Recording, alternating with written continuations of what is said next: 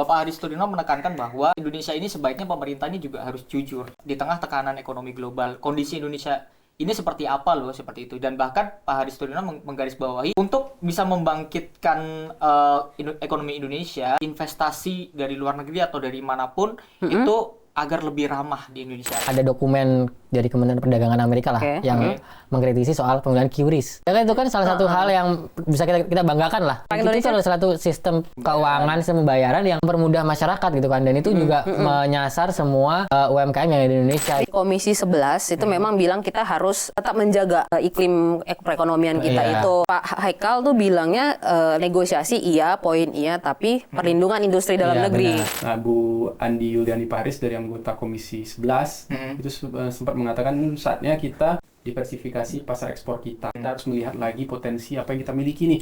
Kalau yang dia sebut ya, pertanian, perikanan, baru juga kita juga punya mineral yang juga bisa lah masuk ke pasar luar negeri gitu.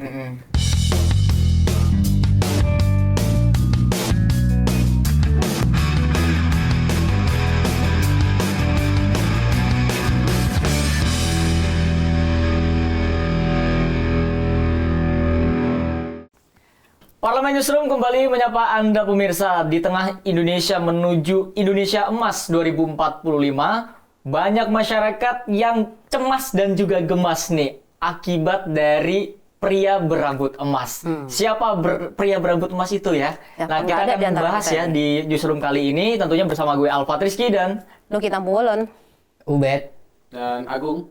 Nah, kita tadi udah sedikit ngomongin pria berambut siapa emas sih? yang bikin masyarakat banyak cemas dan gemas akibat kondisi ekonomi akhir-akhir ini nih. Nah, kira-kira siapa nih? Agung nih? Ya pokoknya gonjang-ganjing lah ya. pria berambut emas tuh Monas bukan? Oh ya itu emas ya? Emas benar, Iya pucuknya sih. atas. Tapi bukan pria Itu emas beneran lah. Lumayan loh untuk menambah devisa. Iya. Masalahnya nih enggak. Tapi yang ini devisa negara kita bakal bisa agak gimana ya, terkuras ya. terkuras. Karena si berambut emas ini. Iya, memang awal tahun ini memang penuh kejutan lah ya. Tapi sebenarnya juga nggak penuh kejutan banget sih. Kita tahu setelah Donald Trump yang berambut emas itu kalau di Amerika itu Jadi Donald Trump nih ya. Iya. Yang pembuat kecemasan itu ya. Kalau di Amerika tuh ada sebutan kayak kepala oren gitu loh.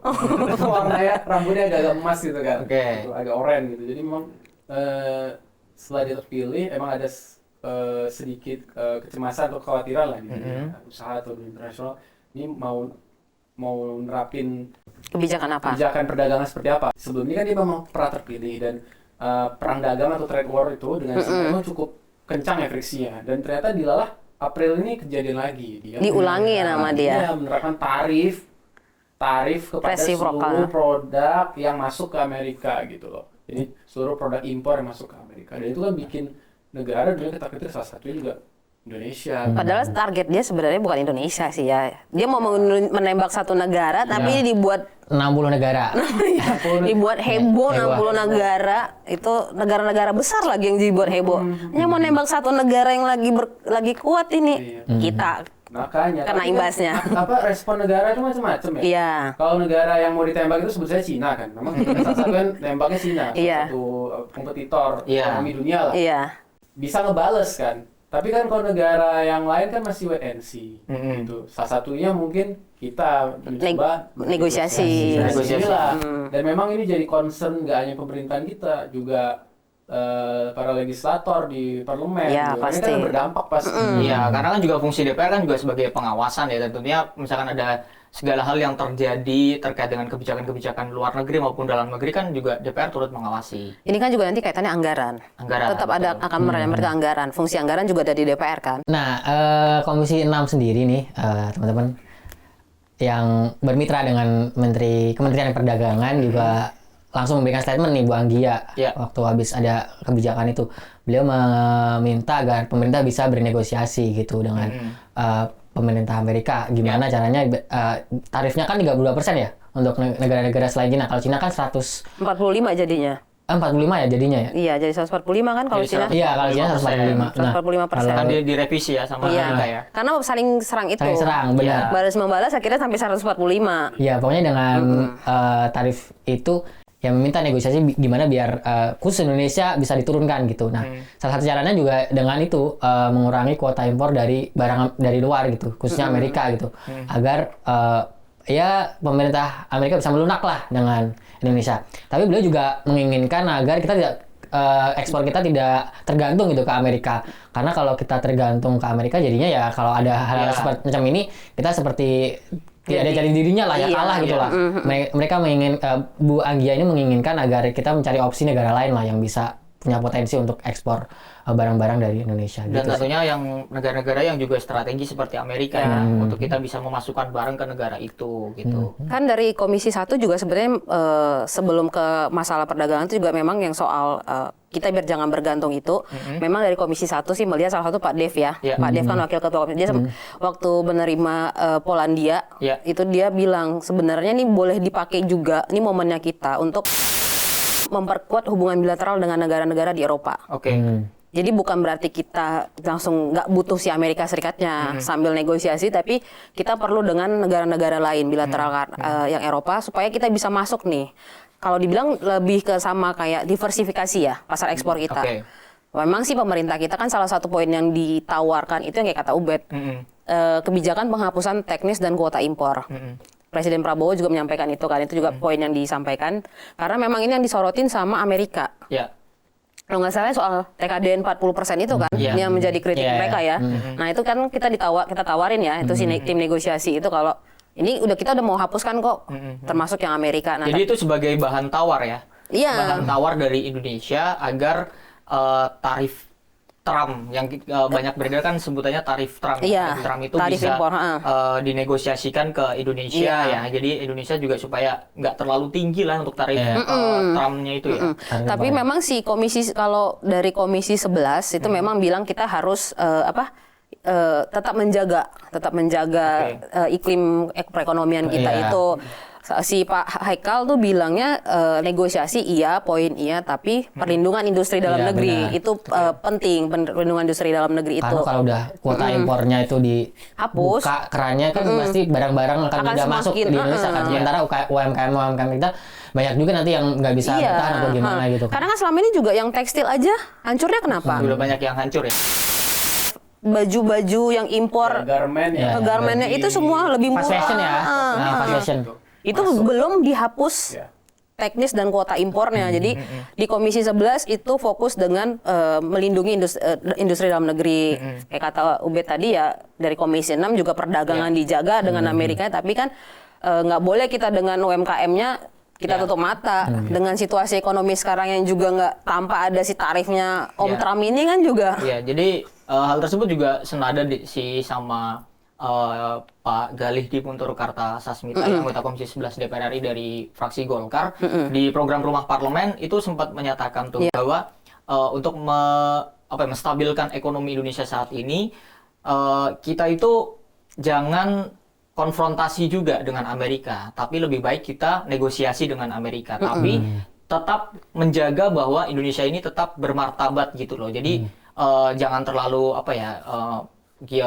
nyembah-nyembah atau gimana seperti itu kan, jadi tapi lebih kepada negosiasi yang bermartabat bahwa Indonesia ini juga punya kekuatan loh gitu. Jadi kita itu juga bisa mencari peluang-peluang lainnya untuk seperti yang tadi Ubed katakan ya, ke negara-negara yang lebih strategis agar barang-barang kita juga bisa diekspor ke negara-negara strategis itu. Iya, memang saat ini kan pemerintah sudah melakukan upaya negosiasi kan, masih terus ya. Diketuai oleh Menko Perekonomian kita, Bapak Erlangga Hartarto. Jadi tapi yang jadi sorotan juga di DPR khususnya di Komisi 11 adalah bagaimana nih PR dalam negeri kita gitu. Andi Yuliani Paris dari anggota Komisi 11 itu sempat mengatakan saatnya kita kurang lebih sama seperti apa yang disampaikan Nuki, diversifikasi pasar ekspor kita. Kita harus melihat lagi potensi apa yang kita miliki nih.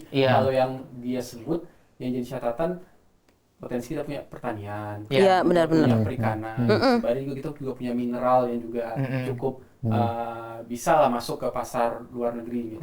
Dan itu harus bisa dipetakan gitu. Jadi nggak cuma bertopang pada komoditas tertentu saja.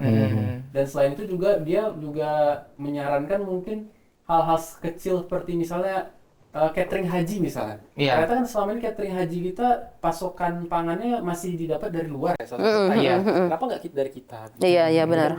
Memberdayakan sendiri hasil pangan kita begitu. Nah, memang negosiasi ini nggak terelakkan.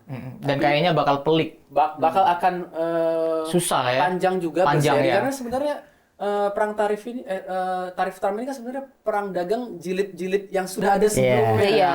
Dan ketakutan warga dunia atau bisnis dunia ini kan kita nggak tahu endingnya seperti apa. Jadi memang setiap negara kalau kita lihat diberitakan memang masing-masing itu lagi menggencarkan kolaborasi perjanjian dagang gitu. Kayak kita Indonesia punya perjanjian dagang dengan Eropa, EU, SEPA itu kan.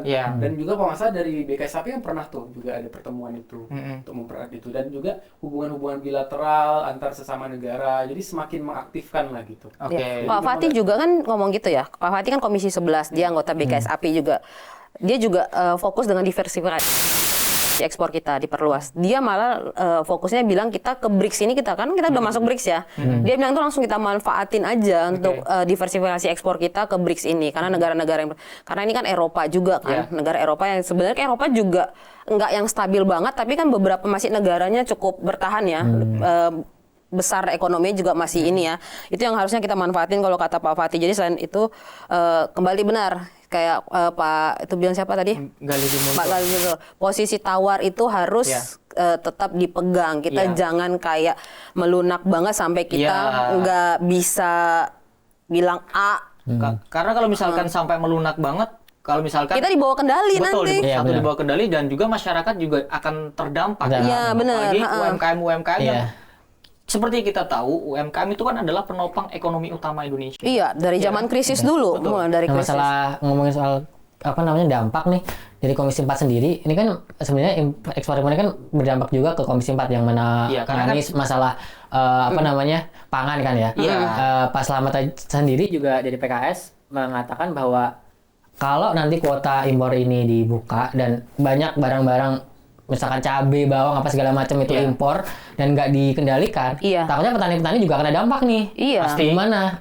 Pasti. Selama ini aja dengan adanya kuota aja masih banyak petani pas panen malah harganya anjlok kan, karena serangan impornya masuk di saat itu, apalagi ini udah nggak ada pengaturan ya. Nah beliau pengen tetap mengedepankan bagaimana kesejahteraan petani itu diperhatikan gitu sih. Tapi kalau Bu Rahayu juga mengingatkan, dia masih Bu Rahayu Komisi? Rahayu wakil ketua komisi 7 ya, Rahayu Saraswati. Dia juga bilang jadi kalaupun memang kebijakan penghapusan teknis dan kuota impor ini udah diberlakukan, dia tetap bilang industri dalam negeri, industri lokal, tapi dia spesifik ke padat karya. Padat karya ini banyak ya, kayak bisa pertanian juga perikanan terus dia bilang nih KUR itu, dia pengen tuh sebenarnya industri kecil ini, usaha rakyat. Iya, itu tuh KUR itu mereka diproteksi dengan KUR yang mereka bisa akses dengan gampang. Tapi memang kan kita masih banyak, mungkin kalau kita pada ikut meliput kegiatan Komisi 11 atau Komisi 6 dulu waktu itu kan masih banyak keluhan kalau UMKM masih dimintain masih dimintain agunannya kan Komisi 11 atau Komisi 6 kan dulu suka marah kan ke Himbara kalau ini tuh harusnya enggak. Nah, dengan sekarang ini kurnya ini harus lebih dipermudah aksesnya mereka juga harus bisa lebih gampang dan dimodalinya supaya ini mereka bisa bertahan karena usaha-usaha kecil menengah itu ketika krisis besar lebih betul. Karena seperti pandemi COVID-19 kemarin lah, contohnya semua stop ya. UMKM ini yang menjadi penopang motor ekonomi lah. Udah berapa krisis kita 98 terus yang 2008 ini juga yang kemarin pandemi UMKM kan, bahkan dia UMKM yang rumahan banget ya, rumah tangga kan. Ya tapi dari kondisi ekonomi Indonesia sendiri, kalau dari mata legislator kira-kira ada yang berpendapat nggak nih? Karena kalau misalkan kita tahulah di media dimanapun pemerintah kan selalu mengklaim bahwa kondisi ekonomi baik-baik saja, tapi kan tentu DPR RI kan sebagai fungsi pengawasannya sudah berkoordinasi lah dengan berbagai mitranya yang punya pandangan lain nggak, atau memang sependapat dengan pemerintah bahwa ekonomi Indonesia ini sedang baik-baik saja? Ya mungkin kalau dari pandangan Pak Misbahkun, Ketua Komisi 11 itu di forum dialektika diskusi dengan wartawan itu Mungkin masih ada nuansa optimistik ya, meskipun dengan catatan. Soalnya kan kalau dari sisi ekspor terhadap PDB di Amerika kita itu masih 2% gitu.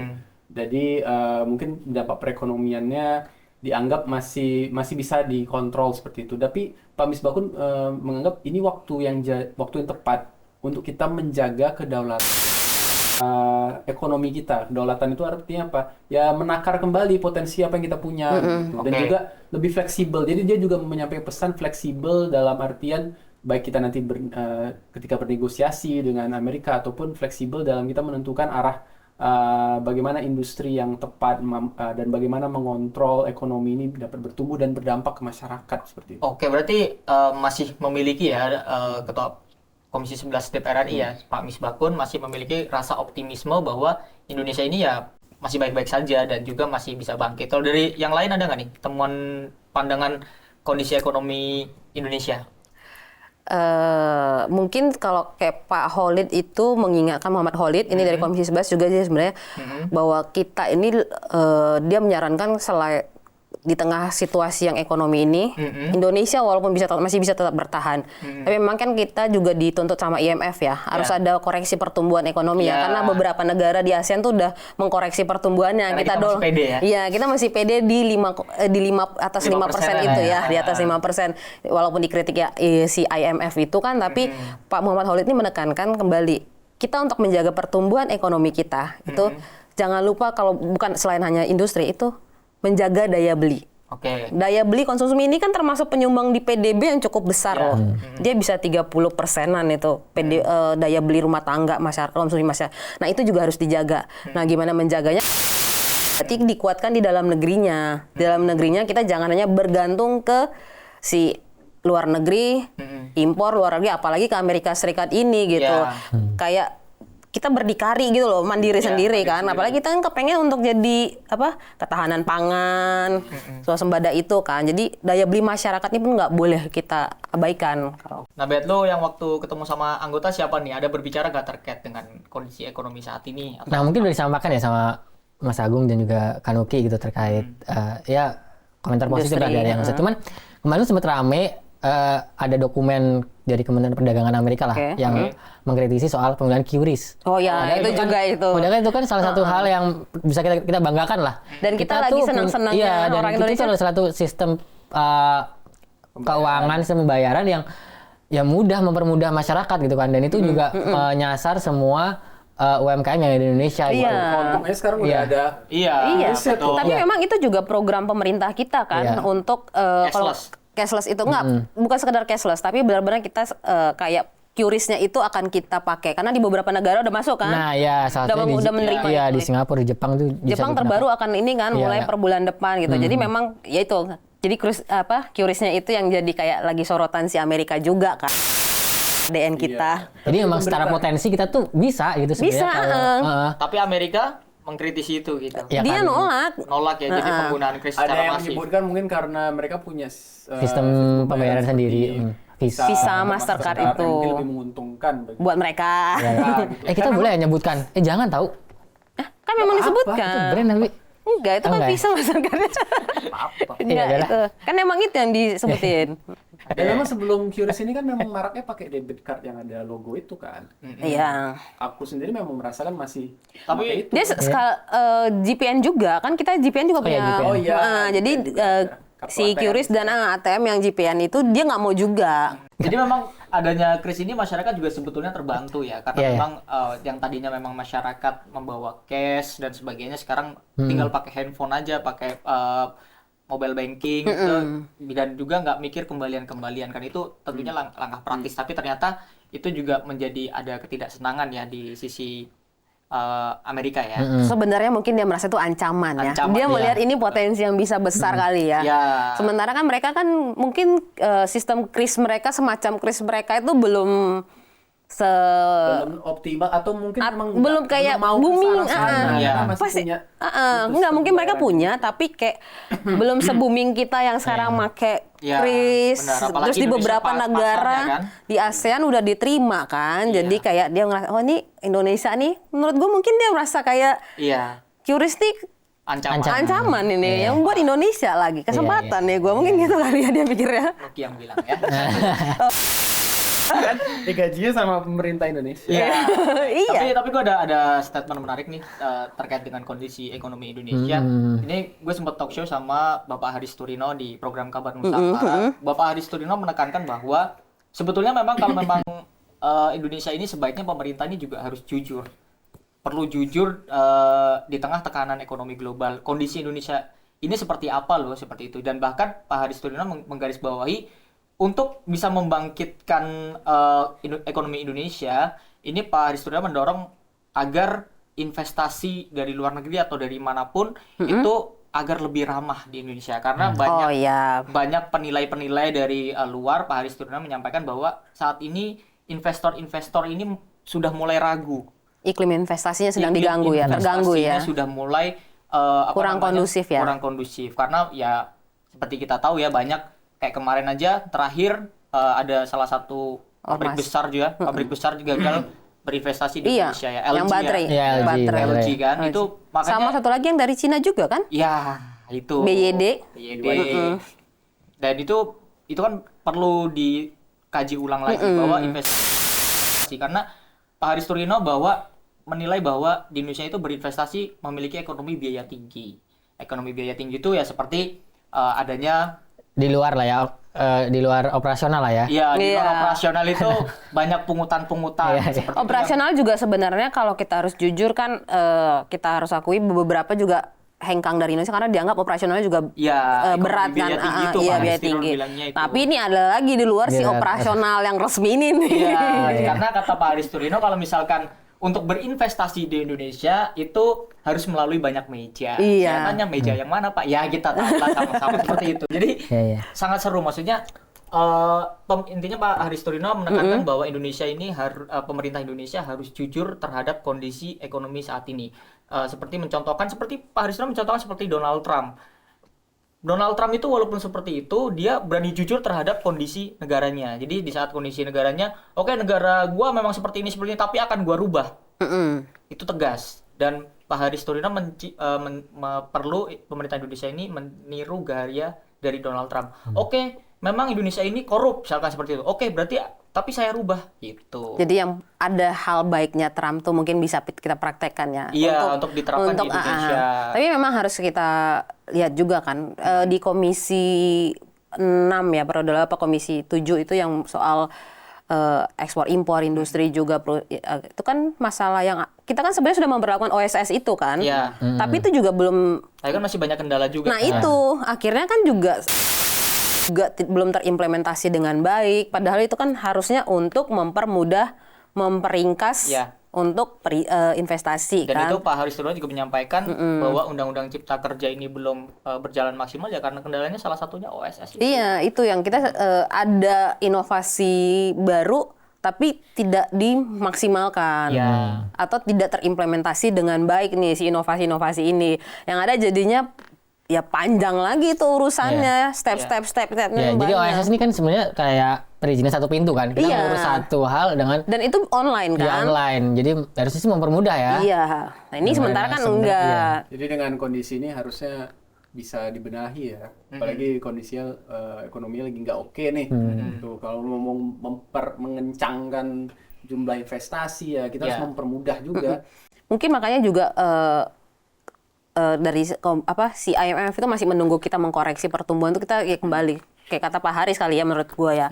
Kita harus jujur nih kondisi kita itu. Jujur dulu jadi kondisinya. Pemerintah berani jujur dulu deh kondisi ekonomi Indonesia ini sebenarnya lagi seperti apa supaya ini investornya kan juga, tahu. Iya, supaya tidak menjadi kebingungan di masyarakat. Maksudnya dalam artian oke, misalkan kondisi ekonomi Indonesia sedang tidak baik-baik saja, berarti masyarakat harus bertindak seperti apa? Iya. Kalau misalkan kondisi ekonomi Indonesia memang sedang baik-baik saja, berarti masyarakatnya juga seperti apa, gitu loh. Dan juga kan kalau jujur itu juga jadi tahu kan apa yang perlu dibenahi.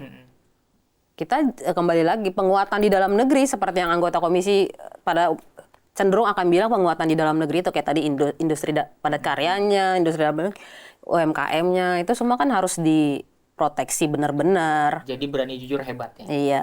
Berani jujur baik.